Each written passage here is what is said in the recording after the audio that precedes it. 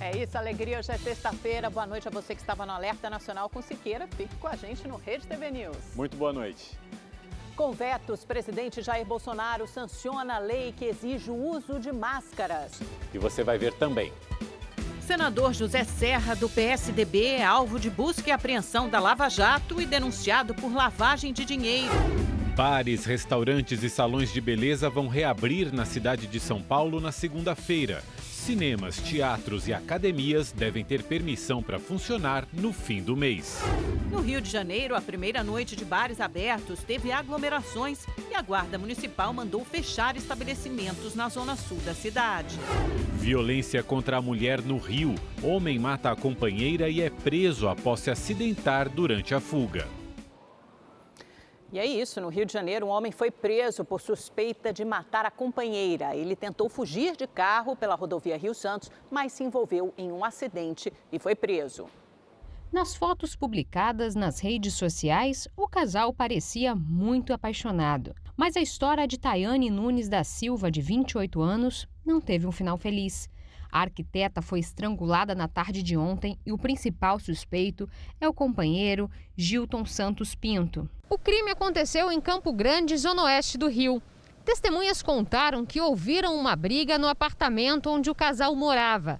A polícia militar foi acionada, mas quando os agentes chegaram, o homem tinha fugido e Tayane já estava sem vida. Logo após o crime, Gilton postou um vídeo nas redes sociais pedindo desculpas pelo que aconteceu, mas em seguida apagou a gravação. Gente, eu tô aqui pedindo 1000 desculpas o que aconteceu hoje.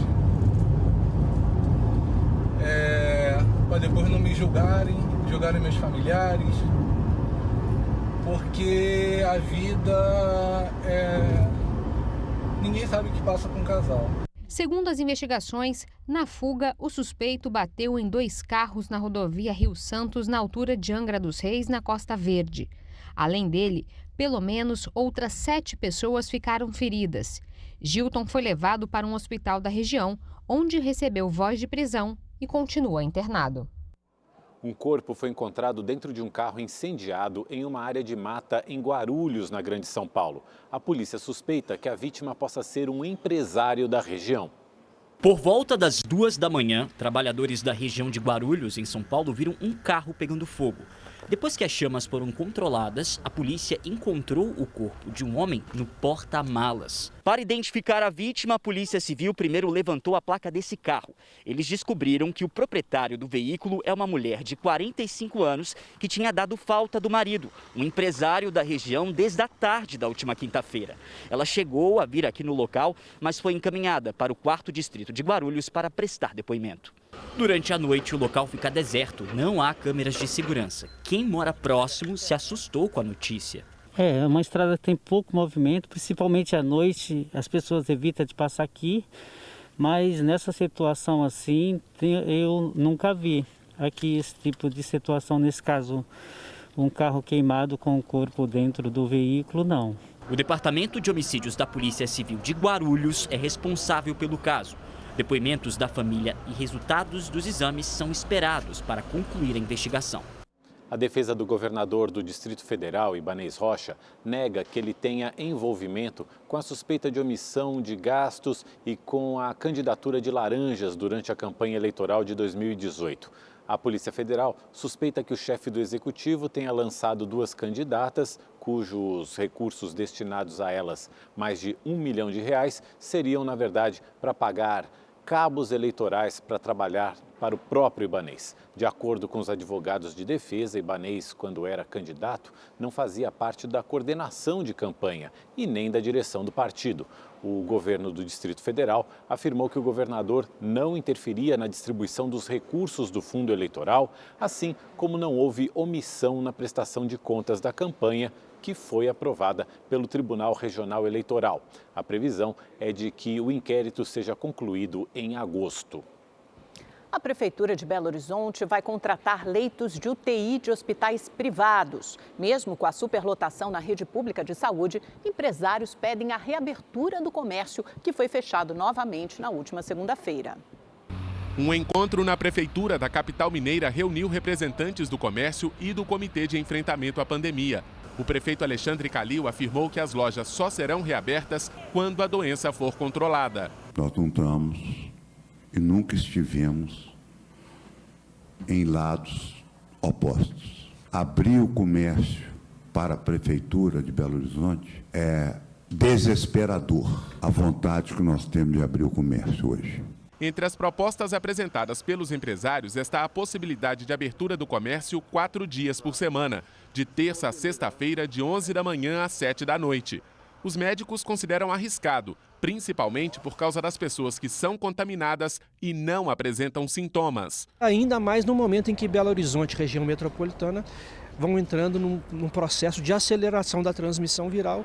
Então a probabilidade de um cliente estar com o vírus, mesmo que de forma assintomática, hoje é muito maior do que há 1-2 meses atrás. Para a Câmara de Dirigentes Lojistas, o maior problema é o número reduzido de leitos de UTI. A entidade cobrou a utilização do hospital de campanha da capital mineira, que tem cerca de 800 vagas de enfermaria, mas está fechado por falta de profissionais. Esse aumento desses leitos fariam com que os índices que são avaliados para o fechamento do comércio estivessem em patamares bastante aceitáveis e a gente poderia estar com o comércio funcionando. Nos últimos dias, o índice de ocupação dos leitos de UTI na rede pública de saúde em Belo Horizonte chegou a 88%.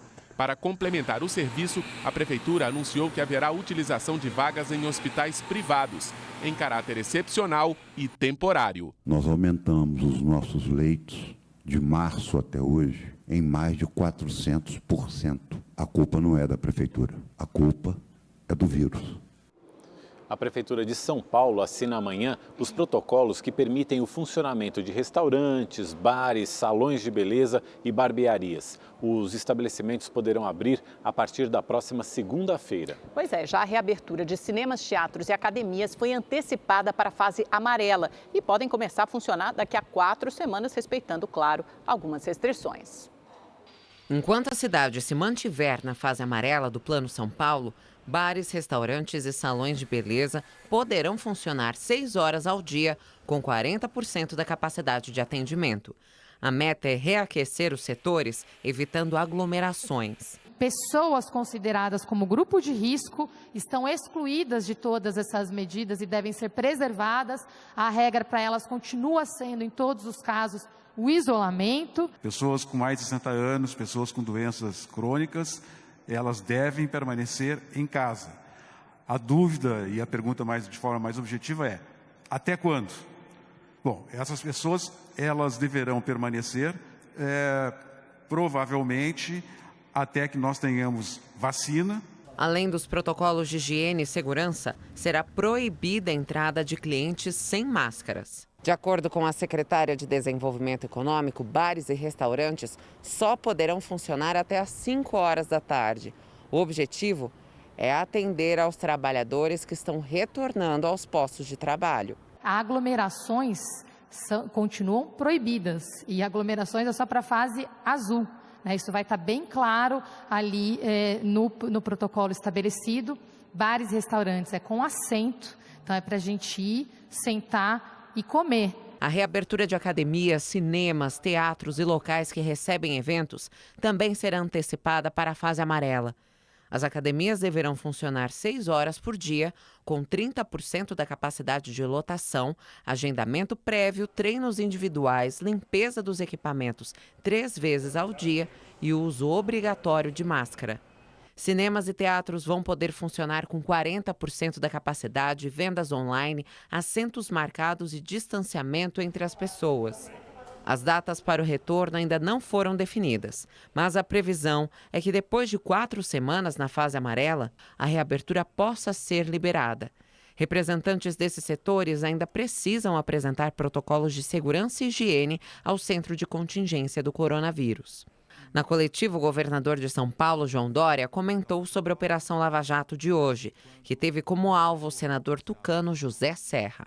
Defendo a ampla e irrestrita investigação dos fatos, sempre que houver questionamentos envolvendo recursos e agentes públicos, mas jamais condenar por antecipação.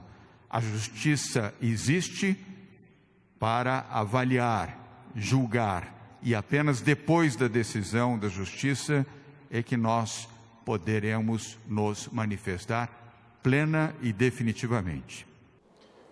A Polícia Federal cumpriu mandados de busca e apreensão na casa do senador José Serra, do PSDB, e da filha dele, Verônica Serra, na manhã de hoje. O ex-governador foi denunciado pela Força Tarefa da Lava Jato, em São Paulo, por lavagem de dinheiro transnacional. 40 milhões de reais foram bloqueados numa conta que seria do senador, na Suíça. A polícia cumpriu 8 mandados de busca e apreensão em São Paulo e no Rio de Janeiro. Os agentes chegaram cedo à casa de José Serra, no bairro Alto de Pinheiros, na zona oeste de São Paulo. Outro alvo de busca e apreensão foi Verônica, filha de Serra. Os malotes com computadores, pendrives e HDs apreendidos foram levados para a sede da Polícia Federal em São Paulo. No bairro do Leblon, no Rio de Janeiro, e também em São Paulo, a polícia fez buscas em endereços do empresário Ronaldo César Coelho, ex-tesoureiro do PSDB. A Operação Revoada reúne provas para confirmar que José Serra usou da sua influência como governador de São Paulo entre 2006 e 2007 para receber pagamentos e, em troca, beneficiar a empreiteira Odebrecht em contratos para obras do Rodoanel Sul. De acordo com o Ministério Público Federal, Serra teria recebido da Odebrecht cerca de 4,5 milhões de reais para sua campanha eleitoral ao governo de São Paulo. Outro valor que chegaria a 23 milhões em propinas entre 2009 e 2010, para liberar créditos para a Dersa, empresa estatal extinta no ano passado. Com a autorização da Justiça Federal, o Ministério Público Federal bloqueou 40 milhões de reais numa conta na Suíça, que seria do senador. A filha Verônica Serra seria a gestora do esquema. A polícia descobriu que ela abriu empresas no exterior por onde eram feitos os pagamentos ilícitos. As investigações seguem em sigilo. José Serra tem 78 anos. Atualmente, exerce o segundo mandato como senador por São Paulo. Foi deputado federal por 2 mandatos e ministro do Planejamento e da Saúde no governo Fernando Henrique Cardoso e das Relações Exteriores no governo de Michel Temer. Elegeu-se prefeito de São Paulo em 2004 e governador em 2006. Concorreu 2 vezes à presidência da República, em 2002 e 2010. O senador José Serra declarou por meio de nota ter recebido com estranheza e indignação a ação deflagrada pela Força Tarefa da Lava Jato. Serra reforçou a licitude dos seus atos e disse manter confiança na Justiça, esperando que os fatos sejam esclarecidos e as arbitrariedades devidamente apuradas. A Odebrecht, também em nota, afirmou colaborar com a Justiça de forma permanente. O PSDB diz que defende as apurações e o Rede TV News não conseguiu contato com a defesa de Ronaldo César Coelho. O tempo em que o comércio ficou fechado por causa da quarentena em diversas regiões do país fez as vendas online crescerem 40%, de acordo com a Associação Brasileira de Comércio Eletrônico. Os setores de calçados e bebidas tiveram um melhor desempenho. Quando o comércio não essencial teve que fechar, Viviane mergulhou nas promoções do e-commerce. Parte de e-commerce hoje está sendo muito mais fácil isso. Principalmente cadastro no site, acesso a novos produtos, promoções, e é um meio até mesmo das empresas, conseguirem nos atrair de certa forma. E atraiu muita gente. Por conta da alta demanda do comércio eletrônico, a startup do Vinícius deve alcançar o faturamento de 40 milhões de reais neste ano. A empresa trabalha com entregas de mercadorias por meio de aplicativo. Nós experimentamos nos últimos 3 meses 400% de crescimento e a expectativa é que após o término da quarentena, uma boa parte desse consumidor, desse novo consumidor online, ele permaneça. Para que esse comportamento continue, muitas empresas estão investindo nos atendimentos do comércio online. Segundo a Associação Brasileira de Comércio Eletrônico, o país registrou um aumento de 400% por mês no número de lojas que optaram por abrir o comércio eletrônico durante a quarentena. Muitas que tiveram que fechar as portas de rua. Até março, a média era de 10 mil novas lojas online por mês e passou para 50 mil aberturas mensais com o isolamento social. Com isso, as vendas pela internet cresceram 40% no país. Entre os setores mais impulsionados estão calçados, bebidas, eletrodomésticos, autopeças, supermercado, artigos esportivos, móveis e decoração e moda. Realmente foram categorias que nos surpreenderam no crescimento do comércio eletrônico. É esperado também que esse crescimento se mantenha com a entrada de novos consumidores, mas tudo depende da questão de saúde e da questão econômica do país. Essa plataforma virtual de vendas no setor de moda também foi surpreendida e teve um aumento de 348% nos ganhos em maio, com um volume de 82% maior nos pedidos online. Os números foram alcançados porque lojas que não tinham e-commerce próprio buscaram parceria com o site. Foram 185% de novas marcas e 10% de pessoas físicas vendendo por ele. Movimento que tende a continuar entre lojistas e consumidores, segundo uma das fundadoras. A tendência é que esse reforço positivo leve os consumidores a se manterem consumindo no digital. E aqui na programação da Rede TV você tem ainda mais chances de ganhar prêmios no Festival de Prêmios Pote de Ouro. De segunda a sábado você pode ganhar smartphones e smart TVs em nossos sorteios. E aos domingos no Encrenca, tem a chance de levar para casa R$50 mil em barras de ouro. Se você já era assinante, continua concorrendo e ganha automaticamente um cupom para participar dos novos sorteios. Mas caso ainda não tenha feito a sua assinatura, ainda dá tempo. Acesse redetvplus.com.br ou aponte a câmera do seu celular para o QR Code aqui na sua tela e boa sorte! Uma gincana virtual pretende mobilizar jovens em uma competição de solidariedade. Ganha quem arrecadar mais. Pois é, o objetivo é distribuir alimentos para mais de 10 milhões de famílias atingidas pela crise econômica causada pela pandemia da Covid-19. A iniciativa foi idealizada por um arquiteto e urbanista especialista em jogos cooperativos. O objetivo é ajudar famílias brasileiras que foram atingidas pela crise econômica causada pela pandemia da Covid-19. O Desafio 10x10 é uma grande gincana nacional que tem a meta de, em 30 dias, mobilizar toda a sociedade brasileira para alimentar 10 milhões de famílias. Edgar conta com a ajuda de celebridades, organizações e empresas que também estão engajadas em convocar a população para participar dessa onda de solidariedade. Um diferencial bem grande que ficou para mim do desafio 10x10 foi a habilidade que a gente tem de usar qualquer ferramenta que tenhamos à mão. Seja conhecimento de desenvolvimento de jogos, seja música, seja a nossa voz, porque a gente é atriz, porque a gente é isso e aquilo. Usar as mais diversas habilidades em prol de alguma coisa, em prol da sociedade, em prol da humanidade. A Severina é microempresária e a pandemia do novo coronavírus afetou diretamente a fonte de sustento da família. Trabalhava num churrasquinho, né? Carrinho de churrasco, vendendo na rua. Depois que a pandemia apareceu, aí piorou, né? Porque eu sou de risco. E eu disse, aí logo no começo de março, quando começou a quarentena, eu já tirei. Aí eu estou em casa até agora, sem trabalhar, né?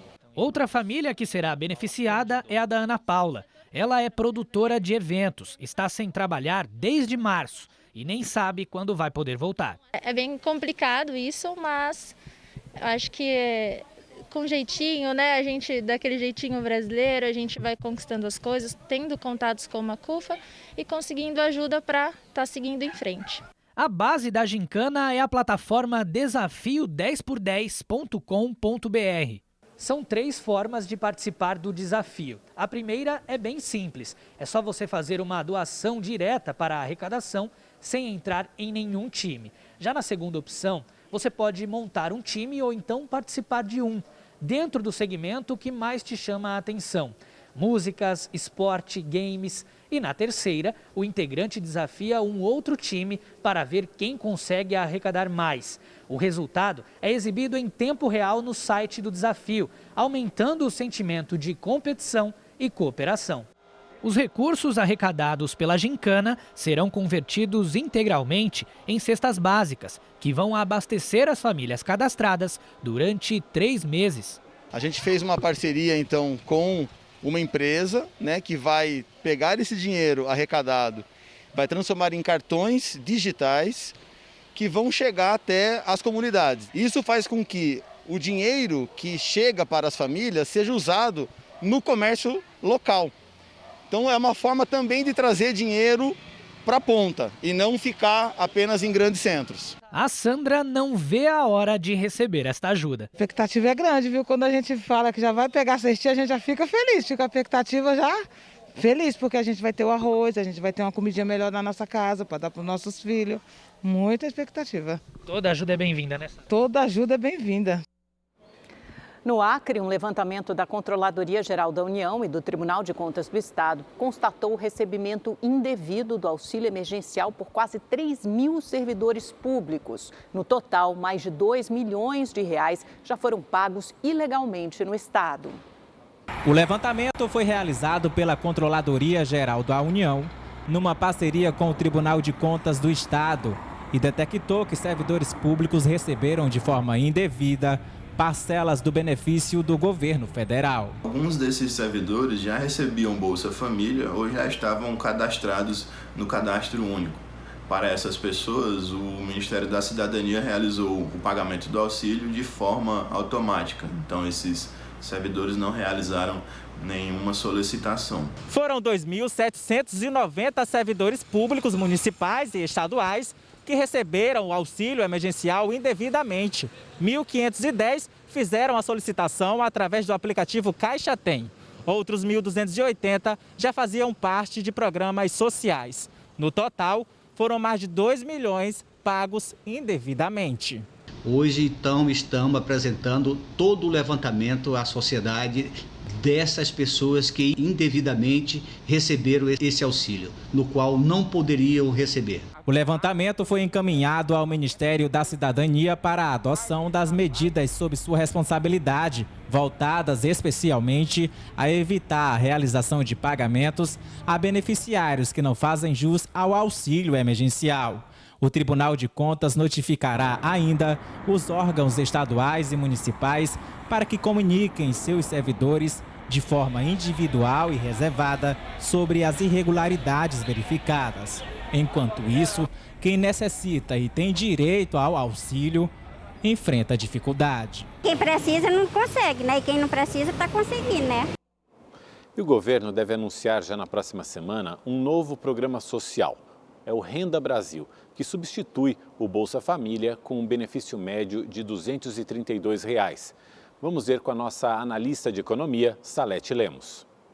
Olá, boa noite. No resumo da semana, o destaque fica com o Renda Brasil, um novo programa social do governo que vem para substituir o Bolsa Família. Mas calma, se você recebe o Bolsa Família, nenhuma mudança significativa, a começar pelos valores. O Bolsa Família tem aí um valor de R$ 190 no benefício mensal e o Renda Brasil vai estar projetando pelo menos aí um benefício de R$ 230, R$ 240 por mês. A grande diferença entre o Bolsa Família e o Renda Brasil é a base de atendimento.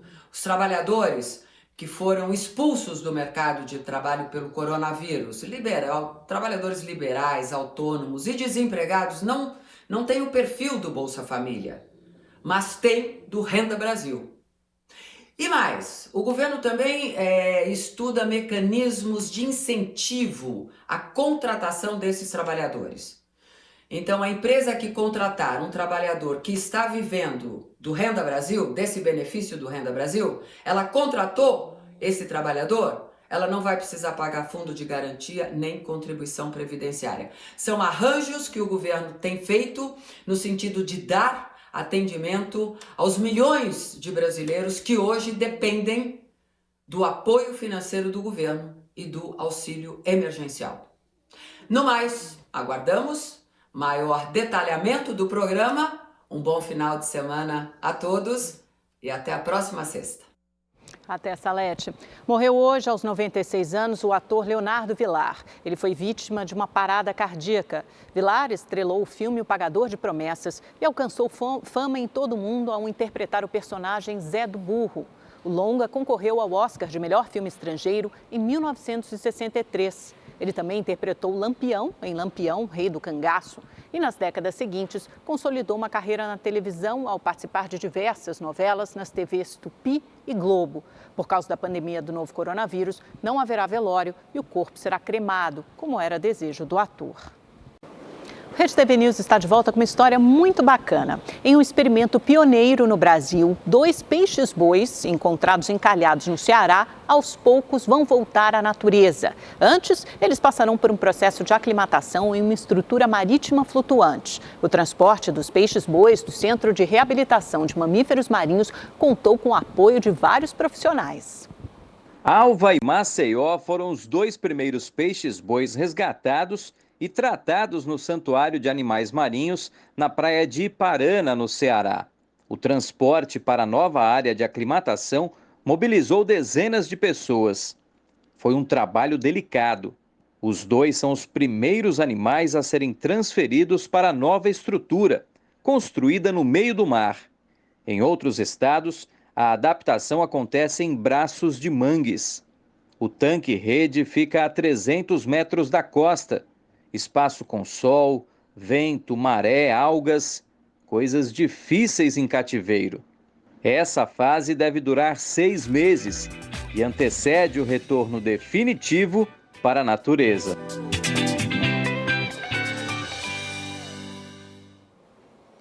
Fim de semana chegando, tá um frio aqui em São Paulo. Vamos ver como é que vai ficar o tempo nesse fim de semana. Boa noite, Gabi. Isso mesmo, Mauro. Boa noite para você, para Amanda. Ótima noite para você aí de casa. Olha, o dia começou aí com forte nevoeiro em toda a Grande Belo Horizonte. A gente tem imagens, olha só, em alguns pontos da capital mineira, por causa aí da quantidade de nuvens, praticamente não dava para ver nada. Olha essa estrada aí toda coberta aí de neblina. Muita gente acordou cedo para fazer esse registro, porque é uma imagem bonita, né?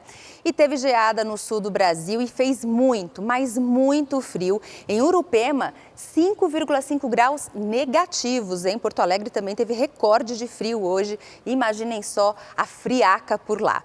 Bom, amanhã lá no sul do Brasil ainda tem previsão de geada aqui em toda a região. No domingo tem frente fria chegando, ela deve trazer chuva, mas até lá o sol predomina em toda a região aí nesse final de semana. As temperaturas sobem um pouquinho, mas o frio continua, viu?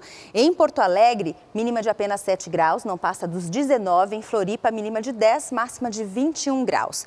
No sudeste do Brasil, final de semana deve ser de muito sol. Também pode ter geada aqui na região da Serra da Mantiqueira. As temperaturas seguem baixas pela manhã e à noitinha, à tarde até dá uma esquentadinha, viu? Vamos lá para a capital paulista, porque olha só, a madrugada vai ser gelada em São Paulo.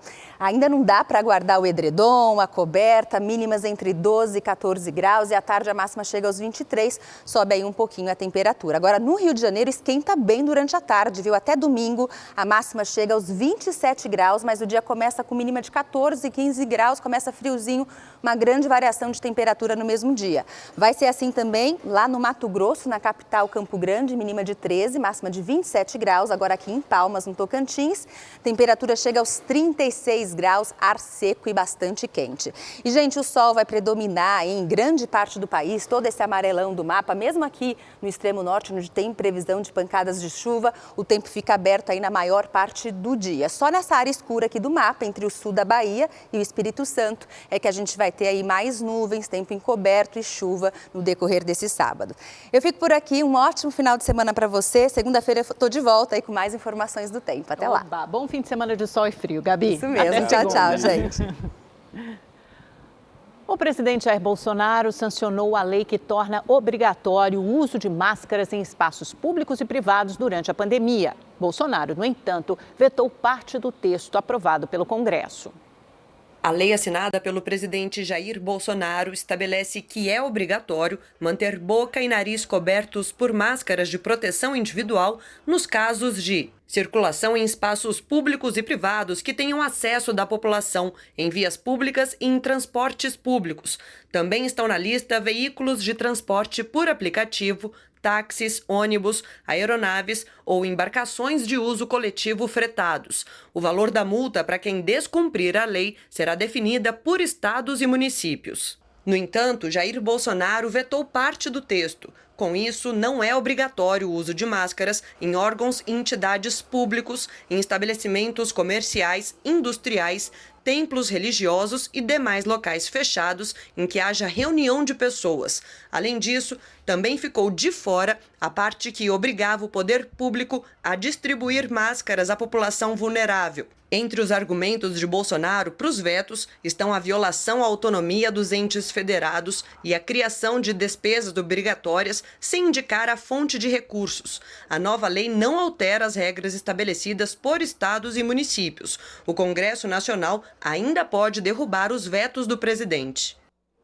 O Rio de Janeiro teve ontem a primeira noite de reabertura de bares e restaurantes. E em diversos bairros houve registro de aglomeração. No Leblon, na zona sul da cidade, alguns comerciantes ignoraram a determinação de fechar o local até às 11 horas. E a maioria dos clientes descumpriu as regras de distanciamento e de uso de máscara de proteção. Em vídeos divulgados nas redes sociais, os frequentadores chegam a debochar das medidas de isolamento. Em nota, a Guarda Municipal afirmou que aplicou multas e determinou o fechamento de bares com aglomerações do lado de fora. A fiscalização será intensificada no fim de semana.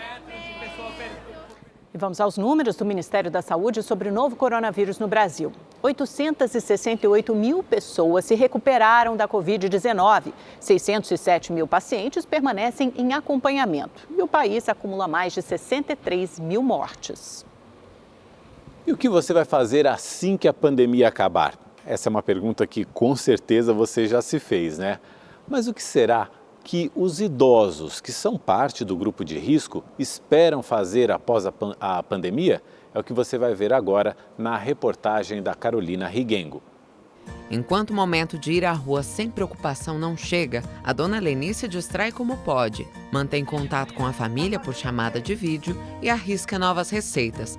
Mas o que ela, que mora sozinha, realmente quer... Primeiramente, correr para os braços dos familiares. Abraçar, beijar muito e dizer o quanto eu os amo. Apesar das dificuldades e da aparente fragilidade, os especialistas acreditam que os idosos podem sair mais fortalecidos desse momento atual e que essa é inclusive uma oportunidade de crescimento pessoal.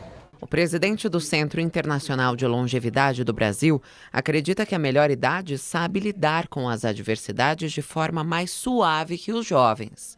Vamos olhar para isso que está acontecendo como uma oportunidade para a gente se fortalecer, para a gente criar resiliência, para a gente sair dessa melhor do que a gente tinha entrado. Além disso, segundo essa antropóloga, aproveitar a companhia dos mais experientes, ainda que pela internet, pode tornar os mais jovens mais amorosos.